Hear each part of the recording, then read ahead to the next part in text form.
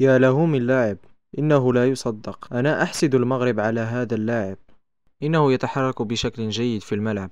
لم أصدق عيني، إنها المباراة الأولى له فقط، إلا أنه قدم أداء خارق للعادة. أعتقد أننا فزنا بلاعب كبير سيؤتت ملعب الأنفيلد في السنوات القادمة، وسيكون لاعبا مؤثرا في منتخب بلاده. أهلا بكم مشاهدينا.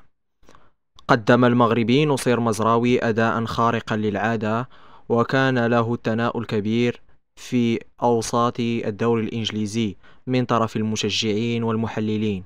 ولكن قبل أن نبدأ ونسرد ما حدث في مباراة اليوم التي جمعت بين مانشستر يونايتد وفولهام في أول مباراة في الدوري الإنجليزي، أتمنى أن تشتركوا في القناة وتضعوا لايك وتشاركوا المقطع مع أصدقائكم. تمكن المغربي نصير مزراوي من تقديم أداء خرافي في المباراة الأولى له مع فريقه الجديد مانشستر يونايتد، وتمكن المغربي من تحقيق نقاط كاملة بعد فوز فريقه مانشستر يونايتد على فريق فولهام.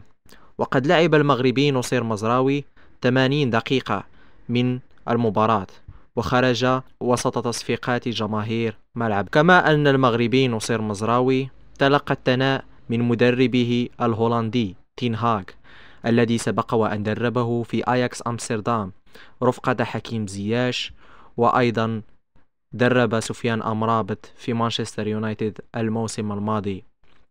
وقد صرح تين هاغ أن اللاعب المغربي يمتاز بصفات عديدة لا يمكن عدها.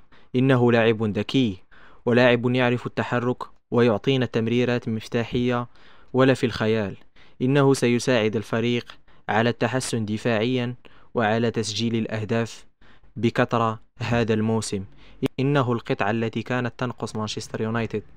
كما صرح أبو تريكة محلل قنوات بي إن سبور ولاعب مصر السابق، مزراوي سيكون أحد أفضل لاعبي الدوري الإنجليزي هذا الموسم، وأعتقد أنه سيكون أفضل لاعب عربي في الدوري الإنجليزي هذا الموسم.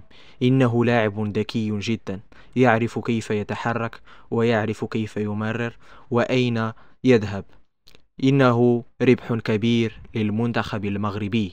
فيما اعتلى نصير مزراوي الصورة في الصحف الإنجليزية، حيث تناسى الكل من سجل الهدف، وكل صب تركيزه على أداء مزراوي الخارق. كما أن نصير مزراوي يعد الأول في الترند العالمي على منصة إكس أو منصة تويتر سابقا. هذا كل ما لدينا.